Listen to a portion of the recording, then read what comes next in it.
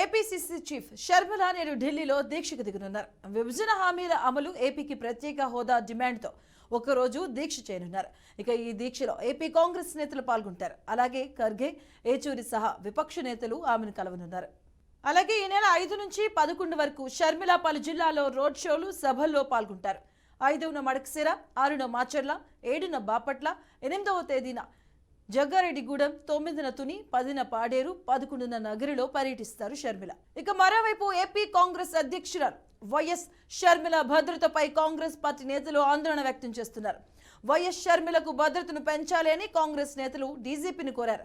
ఆమెకు 1+1 భద్రత మాత్రమే కల్పిస్తున్నారని డీజీపీకి ఫిర్యాదు చేసిన నేతలు షర్మిలకు 4+4 భద్రత ఎస్కాట్ వాహనం కల్పించాలని విజ్ఞప్తి చేశారు. గతంలో ఆమెకు 4+4 భద్రత ఉండేదని, పీసీసీ అధ్యక్షురాలు అయ్యాక భద్రతను కుదించారని పేర్కొన్నారు. ఇక ప్రత్యేక హోదా ఇవ్వాలని దీక్షకు పూనుకున్నారు ఏపీపీసీసీ అధ్యక్షురాలు షర్మిల.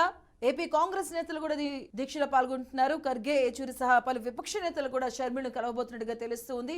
నేడు ఢిల్లీలో వైఎస్ షర్మిల దీక్షకు పూనుకున్నారు. దీనికి సంబంధించిన పూర్తి అప్డేట్స్ మా కరెస్పాండెంట్ అశోక్ అందిస్తారు. అశోక్, పీసీసీ పగ్గాలు చేపట్టిన నుంచి ప్రజా సమస్యలపై నిత్యం ప్రజల్లోనే ఉంటూ ఆంధ్రప్రదేశ్ కాంగ్రెస్ కమిటీ అధ్యక్షురాలు వైఎస్ షర్మిల గురువారం ఈ రోజు ఢిల్లీకి వచ్చారు. సో మరికొద్ది సేపట్లోనే ఢిల్లీలోని ఆంధ్రప్రదేశ్ భవన్ లో ఆంధ్రుల హక్కు ప్రత్యేక హోదా పైన ఆమె ధర్నా చేయబోతున్నారు. దాదాపు ఈ కార్యక్రమం మరగంట పాటు ఉండనుంది.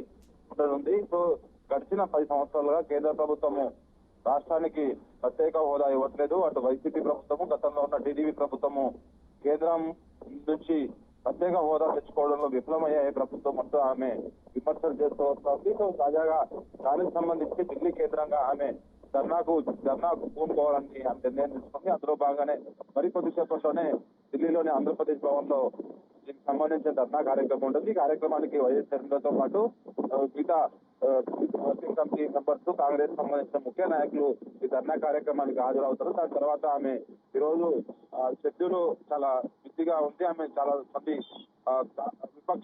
విపక్షాలకు సంబంధించిన నేతలను కలవబోతున్నారు.